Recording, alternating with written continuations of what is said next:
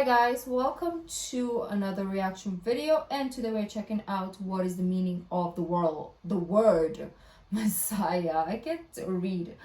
This is by Ahmed Deedat. The word Messiah or Christ, it says. Well, if this is not the video, let me know down in the comment section down below the exact title, the channel, or the link, because sometimes there's so many options and I don't know which one exactly it will be. So if this is the wrong video, let me know. Well, before we start, don't forget to subscribe if you haven't already. Click that bell button to get notified whenever I do upload a video. So guys, let's check this out. This is a shorter video, that's why. He is the Messiah, translated Christ. Now this expression Christ, does that make him into a god? The Christians think so. That this word Christ, he is the Christ. They're thinking that this is some type of a term to describe God in human form. No. What is Christ? Coming from the word Hebrew word Messiah, Arabic. Masih, coming from the root word Masaha in Arabic and Hebrew. Masaha means to rub, to massage, to anoint. Priests and kings were anointed in consecration to their offices. See, it's like the coronation ceremony or like your graduation ceremony. Priests and kings in the good old days, they used to be anointed with holy oil or with water. So from today, you are our imam, you are our priest. Or from today, you are our ruler, you are our king, sovereign. Priests and kings, this thing was done to them. So we have the word Messiah. Means anointed, means appointed. That's what it means, appointed by God. I understand all this, but the problem is somebody will find another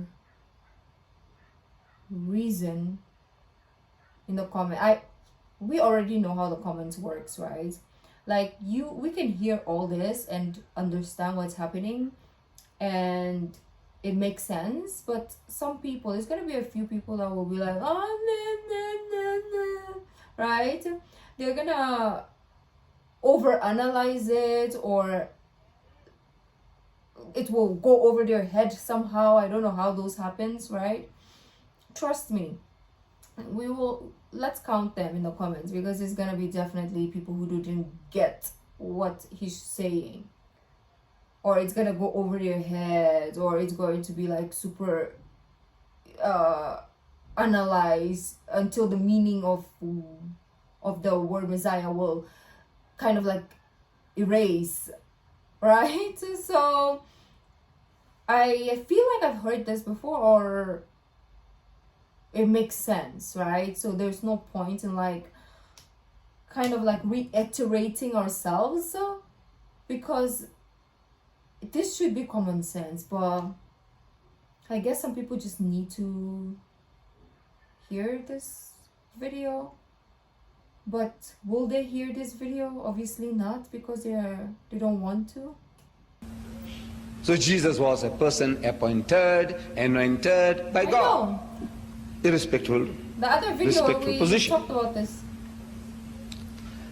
And this is not a unique term in the Bible. In the Quran it is unique. In the Quran, he is the only one mentioned by that term, that liqab, that title, Masih, only Jesus. But in the Bible, this is a very common expression. Messiah, Masih. You read there in the Bible, in this book of mine, Christ in Islam. I don't know whether they are available here, but from South Africa we give them free. We have printed over 200,000 so far, free distribution. I give you references. So many references from the Bible where this word is used for other beings and things and things. Not only humankind, but inanimate objects. Anointed. The words you find is anointed. Anointed. The priests were anointed. The horns of the anointed. You know, they were those crown-like things, old-fashioned. They used to have horns on them, to show that how fierce they were, you see, those rulers. Horns were anointed. Pillars, column were anointed. Columns were anointed. It says pots and pans. Pots and pans were anointed. I can hear a lot from the outside world, but you can feel, right, vibrations. So when things happen, I'm like jumpy. I'm sorry. Let's go back. Pots and pans. Pots and pans were anointed. What is this? Anointed. Pots and pans. Pots and pans. Wow. Hebrew. In the Hebrew Bible, the word is Messiah. Pots and pans were Messiah. Pillars were Messiah. We made Messiah of pillars. So you have pillar Messiah. You have pots. You know, pots and pans. You know, the ladies cook with, in cooking. You see, sometimes I know common terms, you know, I get puzzled. Right? It's like common sense, but some people just want to make meaning for their own, they just want to put meaning to their own mind or their own tongue. Let them. I'm tired of, like, we don't have to explain ourselves anymore or explain anything anymore to other people who don't get it.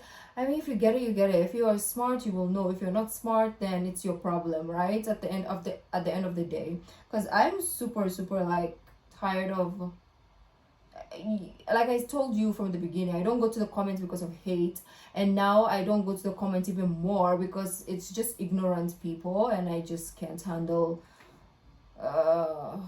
I wanted to turn off the comment section, but there are some people that are nice, and there's requests also, so I have to keep it open. But most of the time, you will never catch me there, unless I get an email, because what happens for the comments in YouTube is, of course, you get the comments, and you also have here the bell button that tells you who commented. Some of the comments will go up as a notification, and some of them you will get it in your email. So when an email pop up and I see it and I read it, that's the time that I will comment. But for most of the time, I'm just like, nah, I'm not gonna go read ignorant people's messages because I don't have time. I'm just gonna waste. I feel like my brain cell kind of like dies in the moment when I read crazy comments. Like when I read comments that are like nonsensical, my brain cell just dies at that moment. So I'm like, I'm not gonna waste any more brain cells. I have less to begin with, and I'm gonna lose more if I read this craziness, right? Like, do your own research, and if you don't want to do your own research, then don't comment on videos without doing your own. Like, what am I even talking about? You see? In cooking, you see, sometimes I know common terms, you know, I get puzzled. You see, because people might not have heard expressions like chalk and cheese. When I went to Canada, I found difficulty. You see, among the English-speaking peoples in Britain and in the colonies, chalk and cheese is a common expression. You know, chalk, the white chalks of dough. Oh, I wanted to hear that one because I don't know the meaning of the expression chalk and cheese. But yeah, yeah, it makes sense what he said. But that is for me. Some people will be like, no, it doesn't make sense.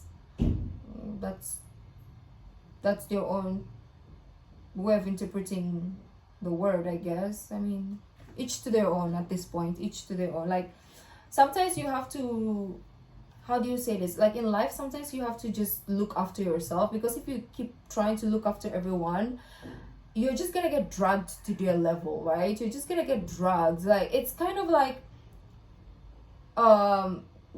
success in life. It's not like you don't want to help them. You tried to help them, but they don't want to get helped. Why would I waste my time?